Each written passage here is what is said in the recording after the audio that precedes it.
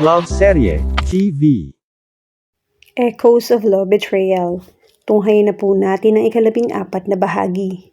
You are so dead now, Conrado. Bulong ni Sam. Nakaupo siya sa isang sulok ng fast food restaurant.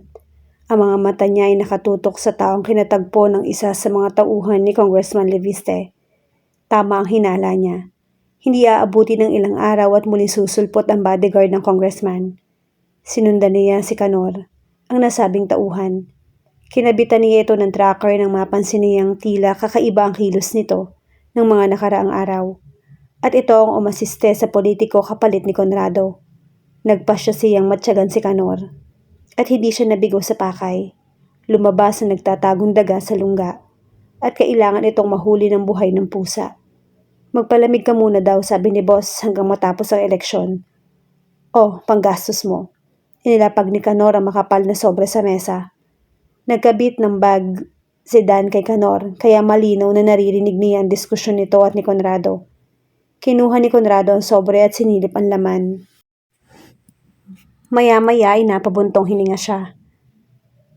If it weren't for that man, I can fucking show my face.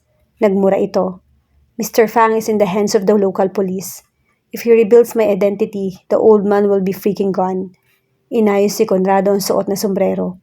May peking bigote rin ito. Mukhang nag-iingat kahit wala pa ito sa listahan ng mga wanted. Si boss na ang bahala kay Tinoy. Huwag mong kalimutang may galamay tayo sa PNP. Ipapatira ko na ang isa sa mga preso. At isa pa nung huling beses kong dinalawang tarantado, hindi mo makausap ng matino.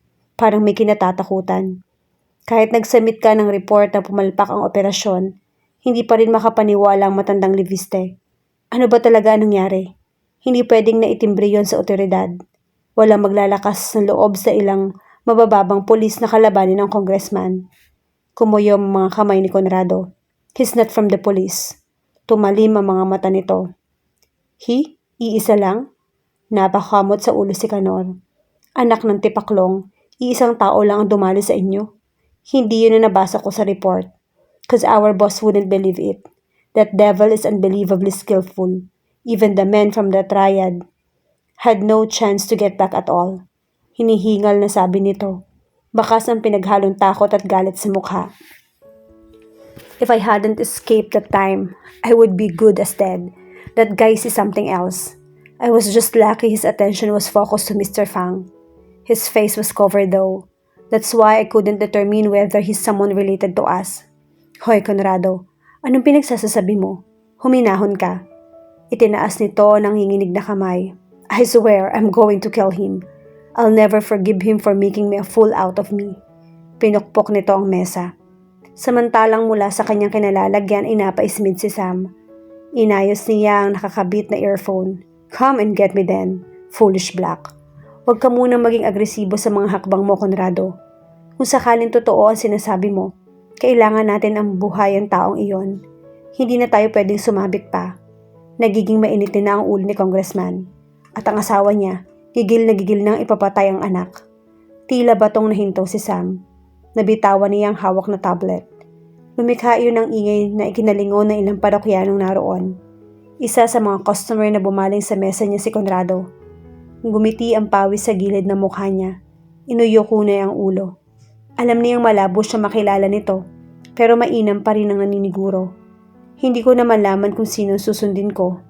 Sa kanilang dalawa, ang lintik na ahensyang pinagkuhanan nila ng bodyguard, wala pa ring resulta sa assignment niya.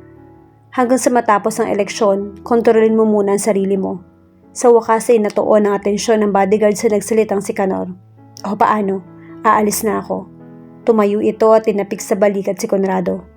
Huwag mo muna kaming kontakin sa loob ng 1 buwan. Mahirap na't baka matunugan pa tayo. Pinasasabi rin ni Mr. Wan na huwag mo na muna rin siyang puntahan. Kung ano man ang business mo sa tusong Chinese na yon, siguruhin mo hindi malalaman ni boss. Tandaan mong ayaw niya ng doble cara sa grupo. Naiwan si Conrado sa mesa. Muling sinilip ang laman ng sobre. I only got this. I even returned that bag of money to him. Padabog na sinipa nito ang upuan ng tumayo. Gulat na nagsipulasan ng ilang mga taong malapit sa mesa ng lalaki.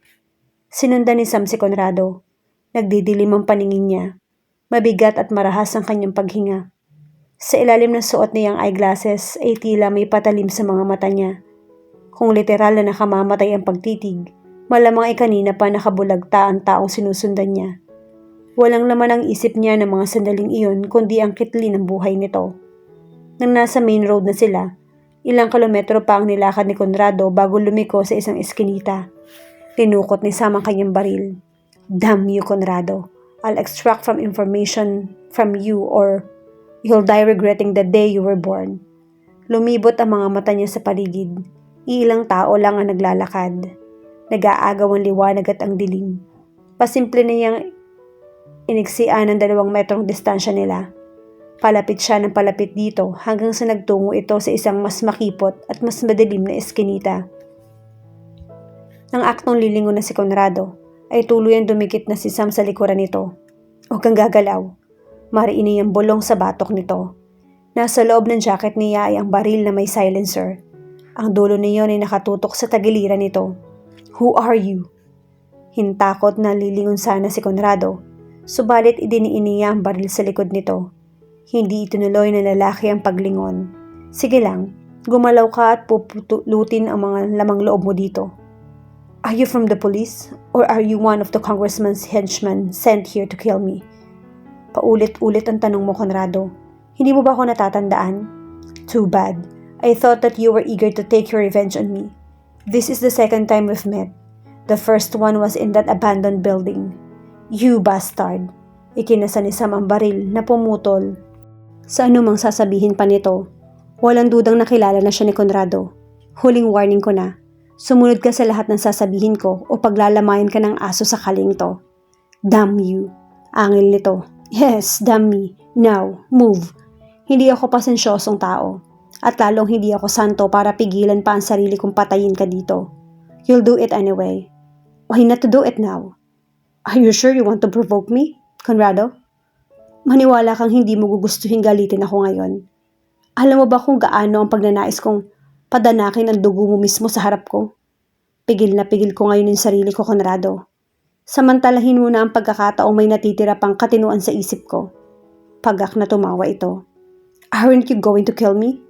Depende sa sagot mo. Kung matutuwa ako, baka ako pa ang magbigay ng bonus sa'yo na hindi na ibigay ng boss mo. Natigilan ito.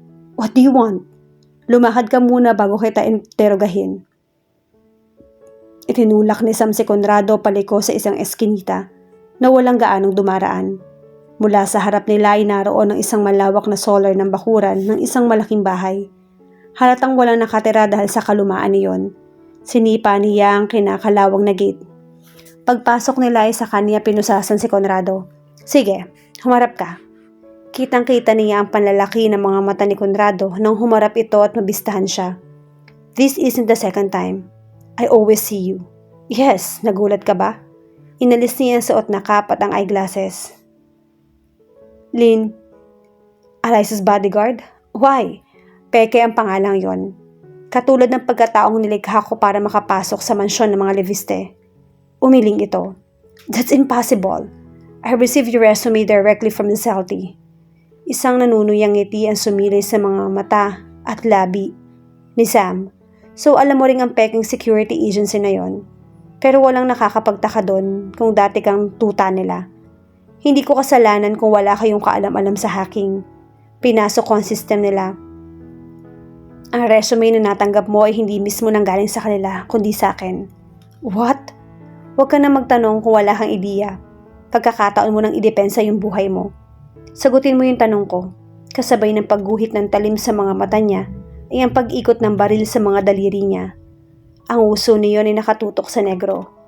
Why would Eliza's parents want her to kill? Why would I answer? Hindi na nito natapos pa ang sasabihin nung umigkas ang paa niya sa mukha nito. Sumargo ang dugo ni Conrado sa ilong na sumubsob ito sa lupa. Lumuhod siya at hinila ito sa buhok pataas. Pilit na itinangala ang mukha.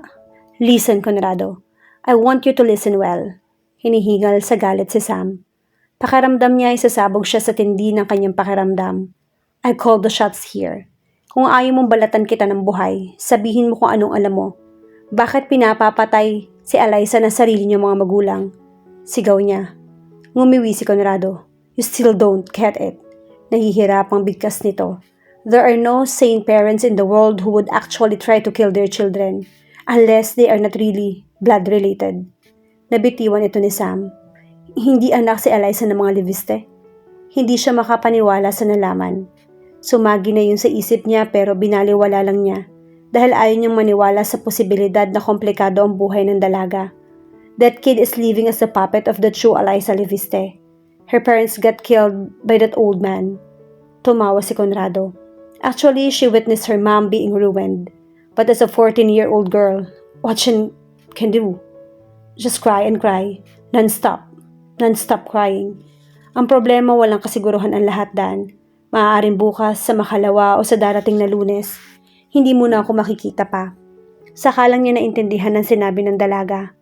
Ang mga aksyon nito, ang lungkot at desperasyon. Kaya kahit parang kumapit sa patalim ay dumedepende ito sa kanya. Ang kawawang si Eliza ay nagdurusa at hindi niya ito nagawang tulungan. Imagine living your 5 years under the care of the criminal who stole the lives of your loved ones. Pagpapatuloy ni Conrado. I always saw the crimson fire in her eyes. She tried to poison him so many times but she didn't succeed. Muli itong tumawa. The old man was shrewd to keep her while making utmost use of her existence. She is just a tool. Nabaghan na lang si Sam nang may pumatak na kung ano mula sa mga mata niya. Sunod-sunod at tuloy-tuloy na luha. Umiiyak na pala siya nang hindi niya namamalayan. Mariin niyang nakagat ang ibabang labi. Hanggang sa pakiramdam niya ay nagdurugo iyon. How noble! The devil is crying because of one little girl. Mahigpit na kumuyom ang mga kamay ni Sam. Naglatang ang galit niya. Pakiramdam niya ay kaya niyang wasakin at durugin anuman ang nasa harap niya. Damn you! Buong lakas niyang pinagsusuntok ang mukha ni Conrado. Damn you! Die! Just die! Hindi niya ito tinigilan. Sa mga oras na yun ay alam niyang hindi huhupa ang apoy na naglatang sa kaloob-looban niya at mapapatay niya ang lalaki kung walang pipigil sa kanya. Stop it, Sam. Nahinto sa ere ang kamao niya. Walang magandang idudulot yung galit mo. Si Cap ang may hawak sa kanang braso niya. Bigla na lang itong sumulpot mula sa kung saan. Mahinahon ang tinig, maging ang aura. Tiningnan niya ito ng masama. Bakit ka nandito? That guy you're holding there, he's my prey. Kailangan ko siya ng buhay. Ilang araw ko na siyang sinusubaybayan kaya wag mong basta alisin ang isa sa mga piyesa ng laro ko. Fuck off. Mapanganib ang tono niya. Kung ayaw mong madamay, Cap, huwag kang makialam. Fool. Sigurado ka bang wala ka ng kailangan sa kanya? Natigilan si Sam. Malutong siyang napamura. Gigil na pinatama niya ang kamao sa lupa ng bitawan ni Cap. I knew you'd come to your senses. Kinuwelyuhan niya si Conrado. Duguan at maga ang mukha nito ngunit wala sa wisyo. Nasaan si Lay? Sa halip na matakot ay tumawa uli ang hinayupak. You are being funny, mister. Huwag kang magmaang-maangan. 5 years ago, isang batang babae ang kinuha mo sa poder ni Wan Seng. Ikinanta na ni Liang na ikaw ang nagbenta sa bata. Saan mo siya dinala? Nasaan ang anak ni Ama? Nagtagi sa mga ngipin nito. The child is already dead. Sinakal niya ito. Sinungaling. I'm not lying. Tumirik ang mga mata nito. Wag, Sam. Sinipa siya ni Cap. Sumadlak siya sa damuhan. Agad siyang tumayo ngunit sinalubong siya ng talim ng kugatanan nito. Your business with him is done. Pinatay niya si Lay. Anong gusto mong maging reaksyon ko? Pinahid niya ang dugo sa gilid ng mga labi. I didn't kill her. Umuubong wika ni Conrado. It's the congressman's fault. I am only obeying his orders. Tinadyakan niya ang kamay ni Cap. Mabilis na kumilos sa mga kamay niya pahagip sa mukha nito. Nakailag ito. Umatras si Cap. Gumuhit ang talim sa mga mata. So you want to settle this in a not so peaceful manner? Then I'll take you. Isinilid nito ang espada sa lalagyan. Pumosisyon ito sa isang fighting stance. Let's do hand-to-hand combat. Una siyang umatake. Sinangga nito ang kamao niya ng braso nito. Tumaas ang paa nito at sinangga naman siya ng siko niya. Nagkasanggahan lang ang mga braso at paa nila. Mabilis sa mga galaw. Tila ipo-ipo ang kanilang matulin na pagkilos. Nakikisabay at humihiwas sa hangin ang matatalas na pag-atake. Subalit wala silang solidong tinatamaan. Walang bahagi ng katawan na napupuruhan. Stop getting in my way, Cap. ani Sam habang abala sa pagsugod. Then stop acting like a damn amateur assassin. Tandaan mo ang emosyon mo ay nakakaapekto sa judgment mo, Sam. Why would I give a damn about that thing? Pinutol ko na ang connection ko sa Hyde. Nagkatamaan sila ng kamao. Di sige, kung papatayin mo ang isa sa mga piyesa ko, wala akong choice kundi ang maging target si Eliza. Siya naman talaga ang may hawak na impormasyon sa Zelty. Tumigil siya. Hangin ang nararamdaman niya mula sa kamao ni Cap na hindi tuluyang sumayad sa mukha niya. Parang may biglang nagpatay ng apoy sa kanyang dibdib. Binaba niya ang kamay. Huwag mong galawin si Eliza. Mahinang saad niya. Ako ang nagbibigay sa iyo ng kailangan mong impormasyon. Amused na tumingin si Cap sa kanya. Babanggitin ko lang siya para siyang tubig na sumugba sa apoy dyan sa dibdib mo. Saad nito na natumbok mismo ang nasa isip niya. Umismid ito. I guess pwede ko nang kunin yung pakay ko. Ngunit napamura ito nang tumingin sa direksyon ni Conrado. Wala na doon na nakabulagtang negro. Nakatakas ang lalaki. I'll chase after him. I'll see you again, Sam. Maligsin tumakbo ito. Lumipad sa ere. Parang wala lang na tinalo ng ilang pulgadang taas ng bakod. Naiwan tulala si Sam ng ilang segundo. Pagkatapos ay bigla na lang siyang napaluhod. I'm sorry, Ama. I'm sorry, partner. Lay is dead. And hindi ko na iligtas yung anak mo.